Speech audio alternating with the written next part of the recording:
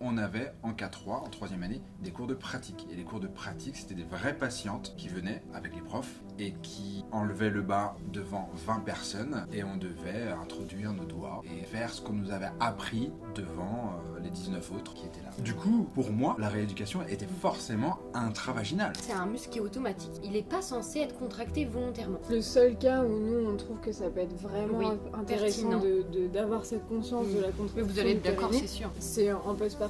C'est assez simple, si tes articulations ne bougent pas, parce que le périnée s'insère dessus, par exemple sur le bassin, bah ton périnée va pas bouger. Il y en a plein qui en font pas parce qu'elles sont gênées pas, par ça. Hein. Voilà, c'est ça. Même encore Déjà plus. que c'est tabou, mais en totalement. plus, on va leur dire, va falloir aller chercher... Et puis c'est un violent en espace. plus. Ouais, Ah oui. c'est très intrusif. Hein. Je crois qu'il y a 60% de femmes qui vont avoir des incontinences urinaires au cours de leur vie.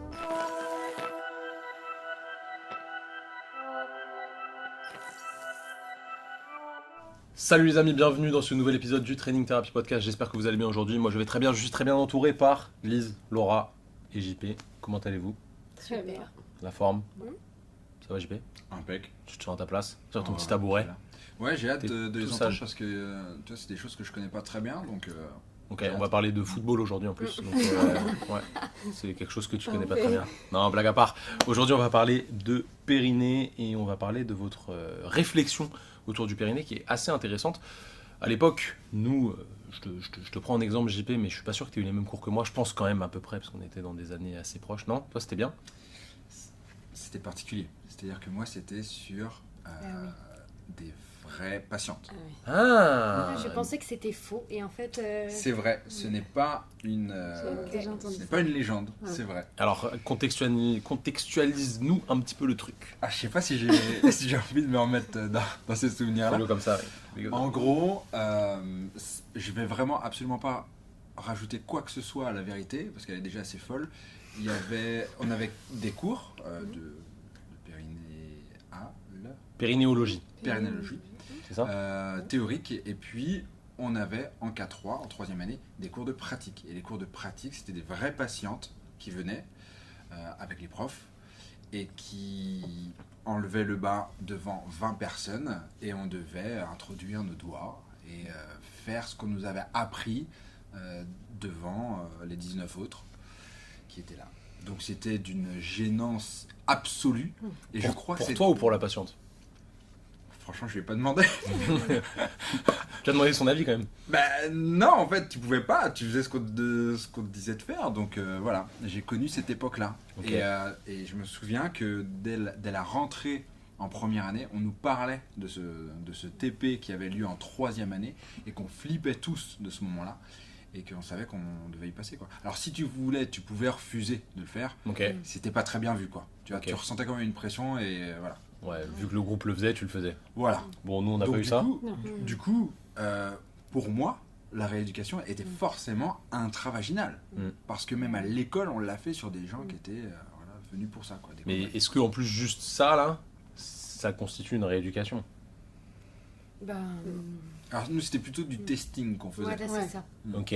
Sachant que le testing, c'est quand même assez subjectif. Si tu mets les doigts dans une femme qui peut être un peu, enfin au niveau de son vagin, qui peut être un peu stressée et tout, t'évalues pas vraiment la force, la réelle force du périnée. Puis c'est très subjectif. Et puis t'imagines devant 20 personnes. Ouais.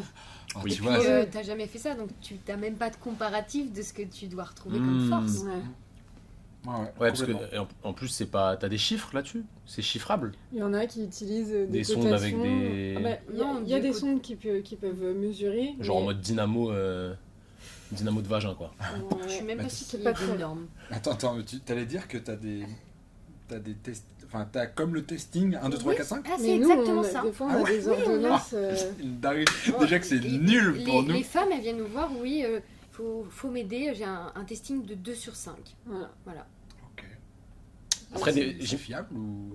Bah, selon nous, non. j'imagine que des fois tu dois sentir que ça se contracte pas. Exactement. Oui, ça peut Donc arriver. ça c'est problématique. Ouais. Ok. Bah, problématique, et justement, je trouve que c'est intéressant de l'aborder, je suis pas sûre. Ok, pourquoi? Parce que, en fait, c'est un muscle qui est automatique. Et que du coup, il n'est pas censé être contracté volontairement. On peut le contracter volontairement, mais il n'est pas censé. C'est comme le diaphragme. Il travaille de façon automatique, on ne pense pas à respirer. Mais par contre, on peut vraiment essayer de le déployer davantage, faire une bonne inspiration, Bah, le périnée, c'est exactement pareil. Donc il y a des femmes qui n'ont jamais su ce que c'était leur périnée ni comment il fonctionne, et pourtant elles n'ont pas de dysfonction périnéale. Hein. Ok. Donc c'est pas obligatoire de venir tester avec Ah non. Non, Avec puis les en doigts. fait, il y a même certains cas où on ne le fait pas du tout. Enfin, moi, je fais encore un petit peu de rééducation périnéale au cabinet. Des jeunes femmes qui sont nullipares, donc qui n'ont pas eu d'enfants, moi, je fais pas de toucher vaginal, par exemple. Pourquoi? Bah, parce que je trouve ça hyper intrusif. Imagine, elles ont, et je crois qu'il y en a très peu qui le font, mais il y a des cas particuliers, il faudra peut-être le faire, mais imagine, elle a jamais eu de rapport sexuel, elle a jamais vu de gynécologue, elle a jamais eu de geste, du coup, intravaginal. Et puis c'est C'est totalement hyper violent. faussé parce que c'est pas agréable, donc on est stressé. Donc il y a déjà une activation musculaire qui n'est pas normale. Donc est-ce que vraiment ton test va t'amener quelque chose? Ok. Mm. Donc ce qu'on apprenait en testing n'est pas... Et puis ça a Ouais. été prouvé que en fait, c'est pas parce que tu sais contracter volontairement ton périnée que tu vas avoir plus de fuite urinaire ou pas. Ouais. Donc est-ce qu'il Ah ouais. y a un intérêt du coup? Donc j'ai vraiment fait ça pour rien, quoi. Et je pense que ça a été prouvé que le faire de manière forcée à l'école de kiné, ça te donne pas envie de le faire après aussi. Ça, c'est À mon possible. avis, parce que t'as pas fait ça après. Mais jamais de la vie. On est d'accord. Hein. Ouais. On est d'accord. De toute façon, je pense que c'est vraiment une discipline, si t'es pas formé après l'école de kiné, Ouais. Ah bah totalement. T'es pas muni assez pour prendre en charge, je pense, Non, des femmes. non, il faut des formations complémentaires. Exactement. Nous, on n'a pas appris sur le toucher vaginal sur des femmes comme toi, mais on a appris sur des petits bassins à oui. visualiser un peu l'anatomie féminine. À l'école Ou de kiné alors- Oui. Ouais. Il y Moi, avait j'étais des- pas allé en cours. Mm. Ouais, bon, nous, on a J'étais fait pas ça. allé, désolé. Hein. Mm. Et puis des fois, pendant les stages, c'était juste, tu mets la sonde à la patiente, tu la laisses travailler, tu fermes la porte à clé parce que c'est son intimité, tu vérifies même pas. ah ouais. Ou genre la sonde, elle peut bouger. En fait, des fois, elle regarde un écran, puis elle contracte, il faut aller dans la zone colorée Ouais. ou aller chercher l'avion, un truc Le comme ça. biofeedback, ça. Ouais, Le c'est feedback. ça. Ouais, apparemment, c'est magique. Pas ouf. Bah, ça c'est peut aider toujours un certaines femmes. Ouais, c'est ça. C'est Mais- toujours le même principe. Est-ce que c'est réellement les muscles du périnée le problème? Est-ce que de faire ça, ça va l'aider? Ou, par exemple, sur des sauts, bah, c'est à se questionner, savoir est-ce que c'est vraiment des faiblesses du périnée le problème ou pas? Hmm. Le seul cas où nous, on trouve que ça peut être vraiment Oui, intéressant pertinent. d'avoir cette conscience Mm. de la Mais contraction vous allez être du d'accord, périnée, c'est sûr. c'est en postpartum. Où là, pour le coup, il y a eu un traumatisme avec Il y a l'accouchement. une lésion souvent ligamentaire musculaire, et donc bah, quand il y a une sidération, ça va engendrer une sidération musculaire, comme un quadri qui a été lésé, bah, tu viens le réactiver juste de façon volontaire pour faire oh mon pote, tu existes, on va se réactiver et on va rebosser correctement, mais juste un certain temps quoi. Et les électrodes là-dessus. Enfin, il me semble Et qu'il y a ça aussi. l'électrostimulation, Ouais. bah, par exemple, dans le cadre de ce que tu disais à la patiente, quand tu lui dis contracter en manuel et qu'il se passe rien, bah, les électrodes, ça peut être comme une sidération du quadriceps. Tu fais l'électrostime en intravaginal et ça peut réactiver un peu la sensation du périnée. Un petit message à ceux qui nous écoutent quand même, n'utilisez pas les patchs que vous mettez sur le quadri, Non. normalement c'est Ah oui, Il y a des sondes exprès. pas le même matos ça, il faut le dire quand même. Oui, oui, t'as Ouais, raison, ouais. Tu vois, t'as s'il y en a qui raison. ont des idées un peu cheloues. Faites pas Ouais, les trucs ouais, chelous. S'il y a des les sondes amis. exprès pour ça. D'accord. Ok, Ouais. ok. Du coup, comment tu fais pour prendre en charge une problématique de périnée sans faire de testing, Mm. sans faire de rééducation Ah. endocavitaire? oui c'est ça. Parce que c'est votre manière de faire. Ouais, Tout à fait. exactement. Je crois même que vous prenez en charge des problématiques de périnée sans jamais avoir vu la personne. Ouais, C'est exactement on fait, ça. on fait 100% à distance. Sans jamais leur parler, Si on échange un petit peu. ils sont trop forts.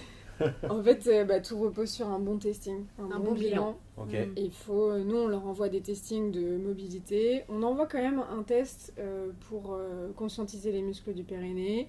On fait une petite évaluation d'un nombre de répétitions ou nombre de secondes maintenues de contraction pour avoir quand même Juste une ordre une d'idée. idée. C'est quoi ce test pour qu'on ait une idée? Bah, nous, ce qu'on leur envoie, c'est que il y a différents modes de contraction du périnée. Ok. Il y a des contractions qui vont avoir, enfin des muscles qui vont avoir une contraction qui seront plus rapides, donc contractées et Et relâchées, et une contraction qui sera plus d'endurance Et maintenue. longue.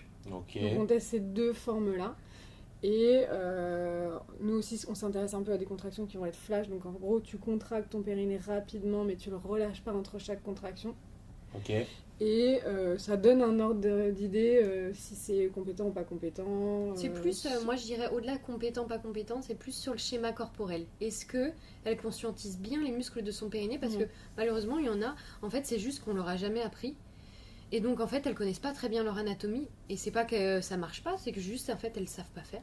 Et puis si le testing n'est pas concluant, on va dire, il n'y a pas de no-go. On prend quand même en charge, on va chercher tous les autres aspects, et peut-être que dans quelques semaines ou quelques mois, on retestera, elle aura peut-être une meilleure conscience de son périnée. Ok. Donc là, tu as dit que tu faisais du testing de la capacité contractile des muscles du périnée. Oui. Qu'est-ce que tu fais d'autre? On a aussi un testing pour vérifier la contraction en synergie du périnée et du transverse. Okay. En gros, il y a une co-contraction, le périnée se contracte en même temps que, que les abdos, et du coup on va aller faire tester la contraction des abdos et de se focus sur le périnée pour voir ce qui se passe. Est-ce qu'il se contracte automatiquement? Oui, non. Et donc dans ces cas-là, si c'est le cas, en plus, c'est hyper intéressant parce qu'elles vont faire ah oui, je le sens un peu se contracter. Bah c'est génial parce qu'on va leur dire ok, bah en fait en bossant ton transverse, on met directement un pied dans le traitement, et ben en fait tu vas activer ton périnée et donc le renforcer. Et il n'y aura pas besoin de contracter volontairement ton périnée. C'est aussi déjà un pied un peu dans le traitement. Ok. Qu'est-ce que tu fais d'autre? La mobilité, forcément. Mobilité de quoi? Donc essentiellement nous du coup lombaire, bassin, hanche. Et après si il y a des spécificités aussi thoraciques, pour aussi voir comment elle respire. Et s'il y a des spécificités un peu des traileuses, on se questionne sur potentiellement déficit de mobilité d'un membre inférieur par rapport à l'autre, on peut aller tester aussi. Comment tu peux expliquer pourquoi il y a de l'intérêt d'aller checker cette mobilité du bassin, cette mobilité de la hanche, cette mobilité thoracique, alors que la problématique ciblée, évidemment, on a bien capté que c'était un peu plus général que ça, elle est localisée au niveau du périnée. Déjà aussi, pour donner une image un peu plus précise, il y a des muscles du périnée qui vont s'insérer sur le fascia de l'obturateur interne. Ok. Donc en fait, en travaillant sur le... compris. En gros, tu as des muscles intrinsèques de la hanche, dont l'obturateur interne. Ok, il fait quoi l'obturateur interne? C'est quoi comme... rotateur interne, essentiellement. Simple. Et du coup, en allant travailler sur cet obturateur-là, tu donnes une fondation solide aux muscles du périnée qui sont insérés dessus. Du coup, tu viens redonner un tonus global à l'insertion. Et puis après, c'est assez simple. Si tes articulations ne bougent pas, parce que le périnée s'insère dessus, par exemple sur le bassin, ton périnée ne va pas bouger. Il faut qu'il ait la capacité à se contracter et se relâcher. Exactement. Et souvent, c'est un raccourci, mais les périnées hypertoniques, il faut bosser aussi de la mobilité. Si ton bassin ne bouge pas, tes lombaires ne bougent pas, ton périnée ne va pas bouger. Donc il reste un petit peu tendu contracté tout le temps. Ok, ça marche. Limite, ça me donne envie de faire de la rééducation périnéale. Mais non, mais c'est trop intéressant. Ça pourrait limite. En effet, c'est très très intéressant, sauf qu'on ne nous l'a pas du tout présenté comme ça. Non. Et je pense aussi que le fait d'avoir un contact physique aussi... on reste professionnel de santé, mais ça reste des zones intimes. Peuvent vraiment mettre une distance avec cette pratique, quoi. Et exactement pareil d'un point de vue du patient, enfin de la patiente. Mais il y en a plein qui en font pas parce qu'elles sont gênées par ça. Voilà, c'est ça. Même encore déjà plus, que c'est tabou, mais totalement. en plus, on va leur dire, va falloir aller chercher. Puis c'est violent en plus. Oui. C'est très intrusif. Et puis pour des jeunes qui n'ont pas eu d'enfants, etc., elles se disent non, mais c'est pas fait pour moi. C'est à 50 ans que je suis censée faire ça. Du coup, elles se disent les fuites urinaires.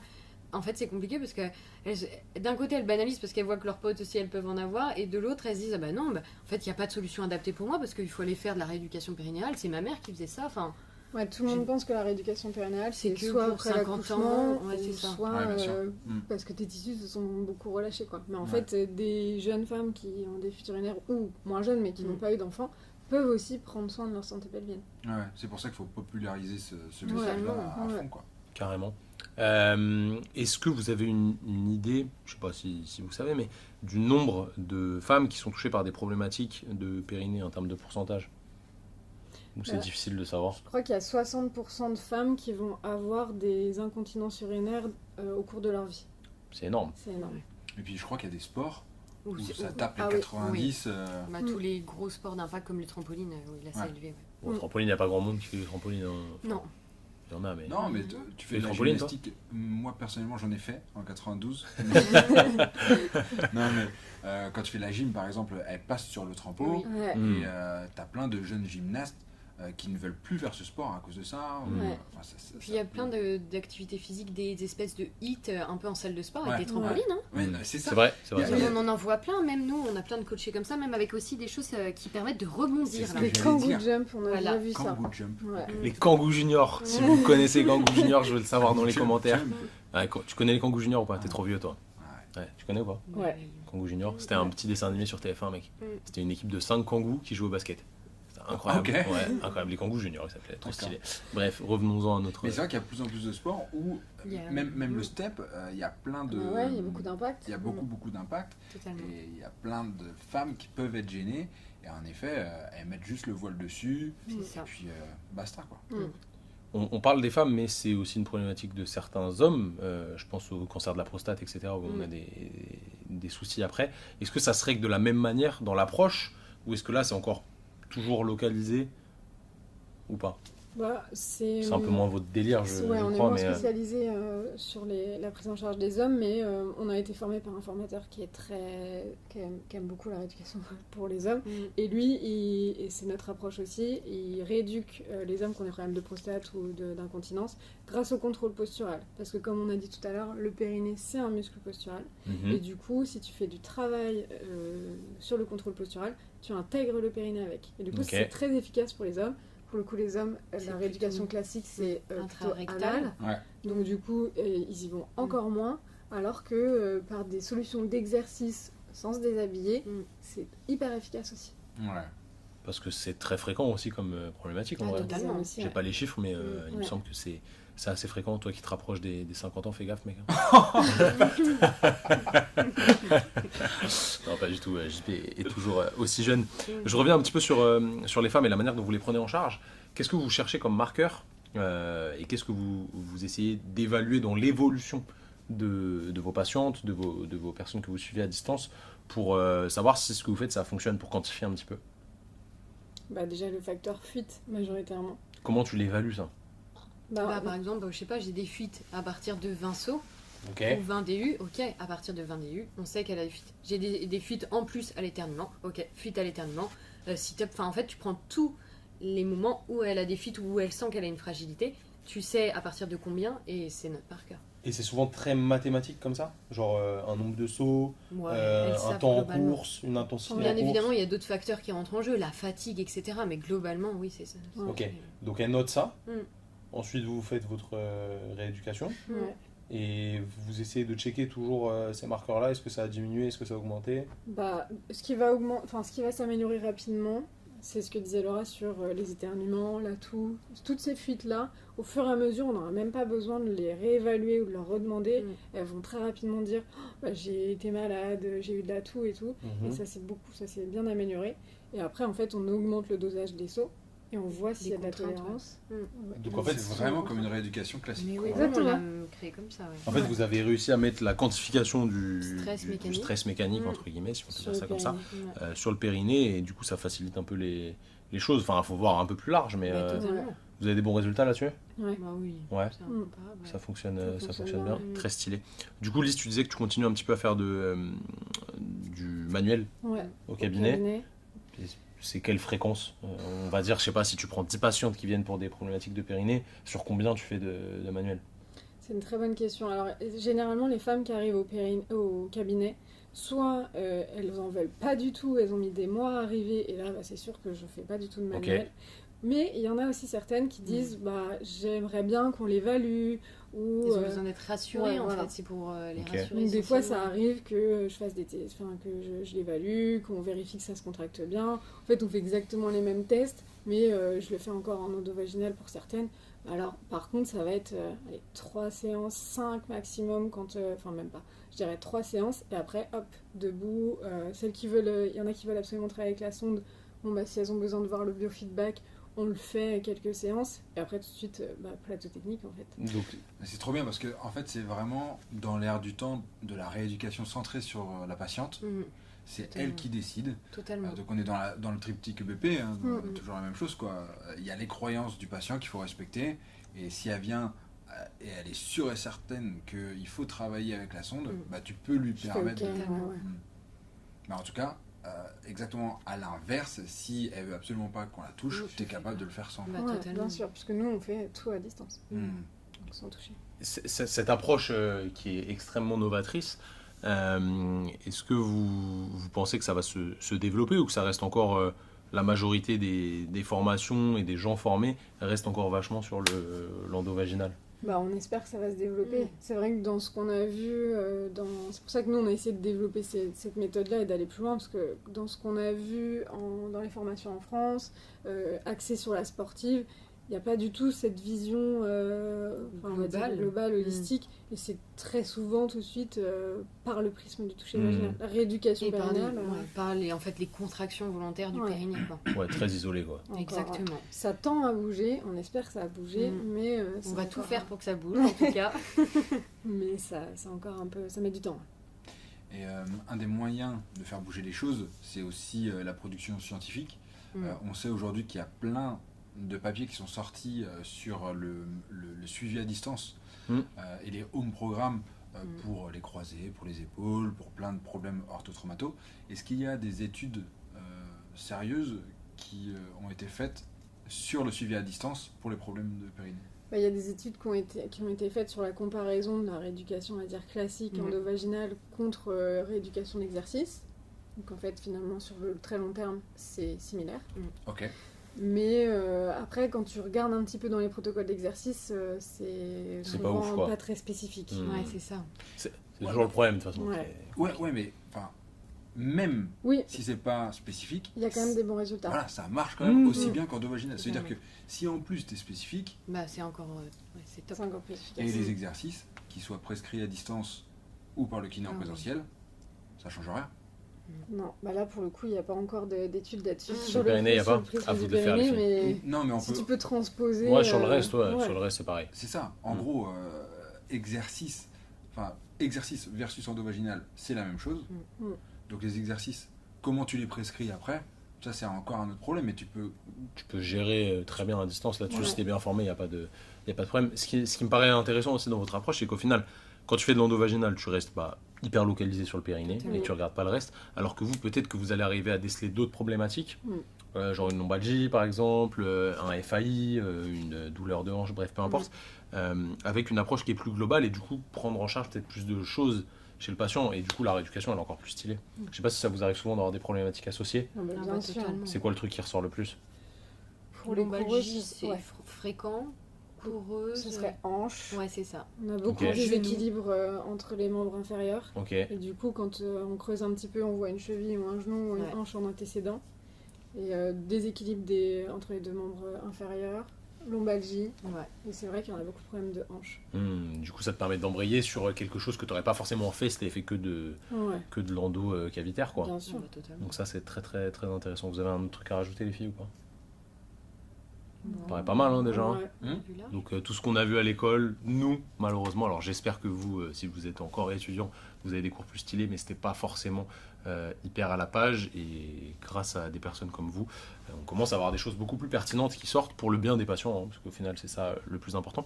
Donc si jamais vous êtes kiné et que vous avez envie de vous former sur le périnée, franchement moi ça m'a donné envie de faire du périnée limite, et bien évidemment les filles vous ont concocté une formation incroyable. C'est quoi un peu le thème de la formation ? Bah, ça va être le périnée sans les mains.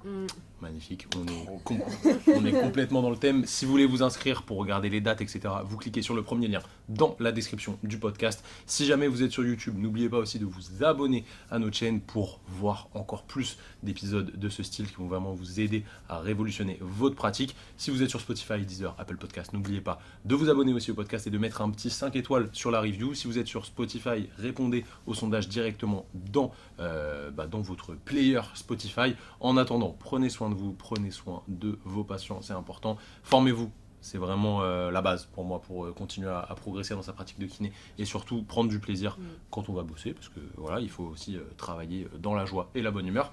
En attendant, nous, on se retrouve la semaine prochaine pour un nouvel épisode de podcast. Salut tout le monde.